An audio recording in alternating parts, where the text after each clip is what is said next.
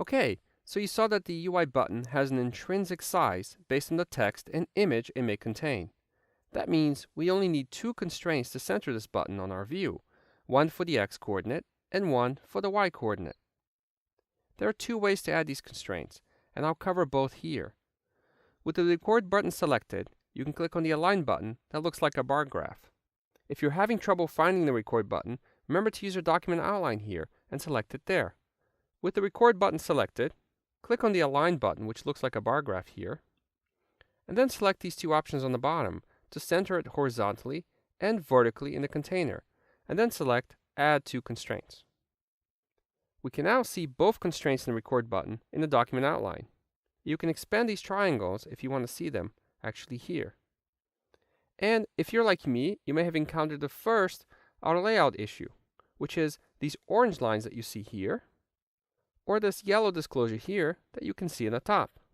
Now, let's fix that first before we run it. So if you click on this tiny arrow, we can see that Xcode expects that our button be on x of 276, width of 29, and height of 30, and its height is 32.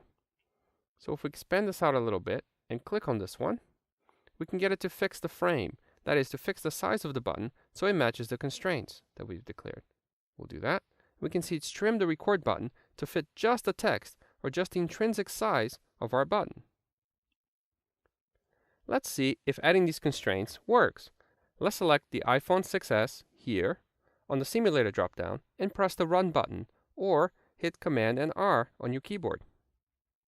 We should see the record button on the center of the screen.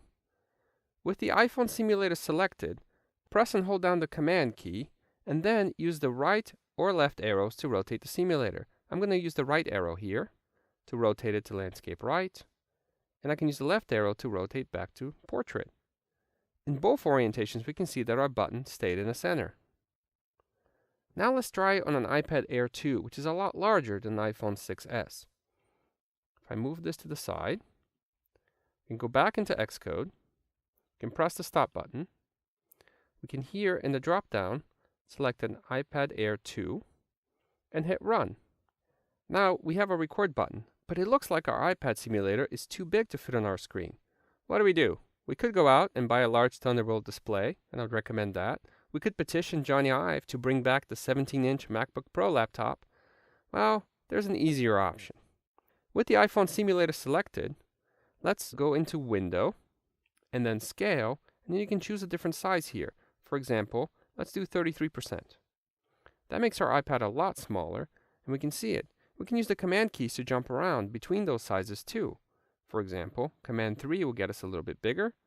Command 2 will get us even bigger, and now it's again off screen. So we'll stick with Command 3.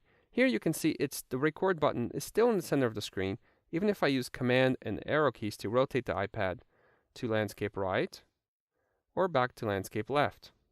By the way, these options just scale down the size of the iOS simulator as a whole to what you're seeing. For your app, everything is still the same size.